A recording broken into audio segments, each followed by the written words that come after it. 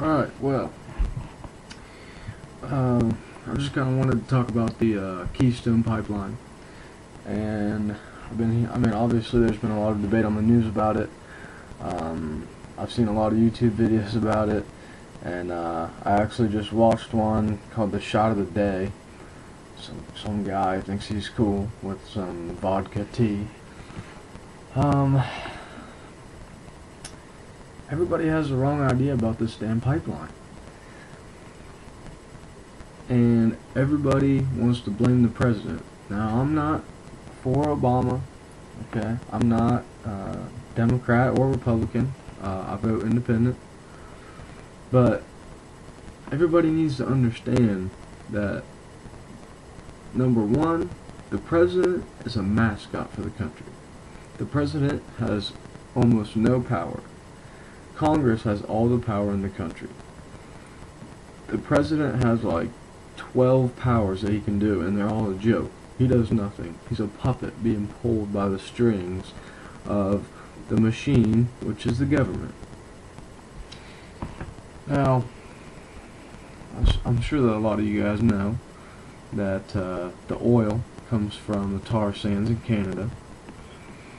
And basically what that means is that instead of having a supply of oil under the ground that we can actually drill a well into and pump it out, like you might see on the side of the road. You see a well pumping out oil.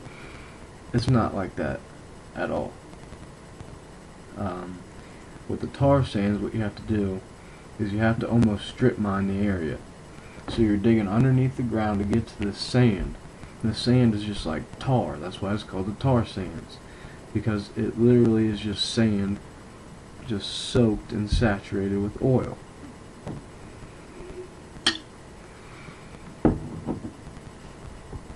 So, since you can't just pump it out and ship it somewhere, you gotta refine it. So how are we gonna refine it? Well, I have this bright idea that we're just gonna build this pipeline that goes all the way down the middle of the United States. And this pipeline is just gonna pump all that tar sand oil right down into Texas, and they're gonna refine it. This costs a lot of money. It ain't gonna be cheap to just send it down there and have them pick out the oil and the sand particles and separate everything. So now we have to have these huge engines to pump it through the pipeline, and then we got to refine it when it gets to Texas. Now, this oil isn't ours, it's Canada's. So we're going to be pumping it right down through the middle of the United States. Then we're going to refine it in the United States, and then Canada is going to sell it on the open market to China, Russia, and God only knows who else. So they're going to sell it, and then if we want any of it, we got to buy it from them. So how's that going to affect our economy? Oh, it's going to create thousands of jobs. It's going to create about 10,000 jobs. Those 10,000 jobs, what they call permanent jobs, are actually only 2-year jobs. It's going to take 2 years to build the pipeline. So now you're going to have these jobs for 2 years. People are going to have a job for 2 years. That does a whole lot of good, doesn't it? And then, after it's built, all these people are going to lose their jobs with the pipeline. It's only going to take about maybe 50 people to be up and down the pipeline, to be checking it and regulating everything, and that's all the economic value that we get out of it. You know, Canada might give us a little bit of money to refine it, but we're just going to spend it all buying the oil from them anyway. It's just ridiculous that people can be so ignorant and think that this is going to create so many jobs and oil prices are going to go down, and no, it's all bullshit. It's all the government. And I mean, Canada runs it. It's Canada's oil. It's not even our oil. And we're running it right down the middle of the United States. And I mean, that's only the economic problems with it. You get into the environmental problems. You got this mining of the tar sands, and what they do is they just take dozers and they dig down into the sand. So you're destroying the habitat. Habitat loss is the #1 destroyer of biodiversity. Now what's biodiversity? It's having several different species of animals in an ecosystem. Yellowstone National Park is a great example. You take the wolves out of Yellowstone, and everything from the trees to the beavers to the songbirds, everything's affected.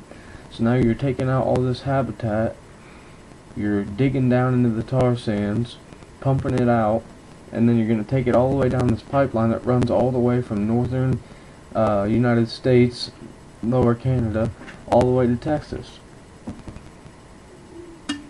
Now, as we've seen with the oil spills in the oceans, I mean, oil doesn't just, I mean, mistakes happen. People make mistakes. So, you know, say there's a bust in the pipeline, then what happens? You're gonna have a big mess on our hands, right in the middle of the United States, on land, affecting groundwater, water runoff, watersheds, aquifers, everything is going to be affected.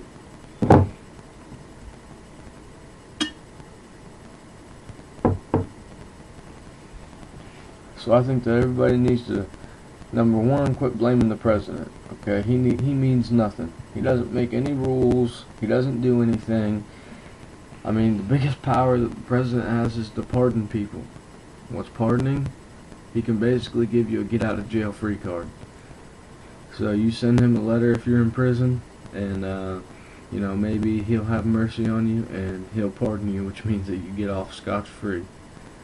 And a lot of presidents have done that.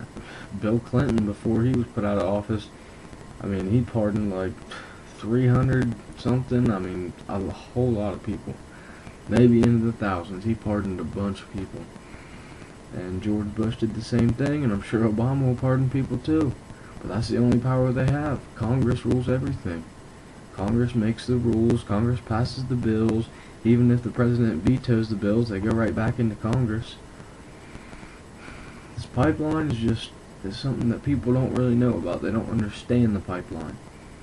It's not going to bring more money to the United States.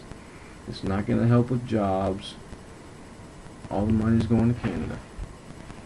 So I think that everybody needs to sit back for a minute and really think about, you know, what's going on with the pipeline and the reality, and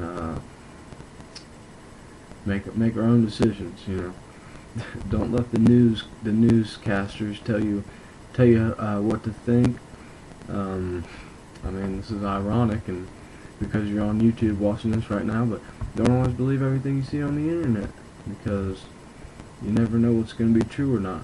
And I think this guy with the shot of the day with the vodka tea, I feel bad for him.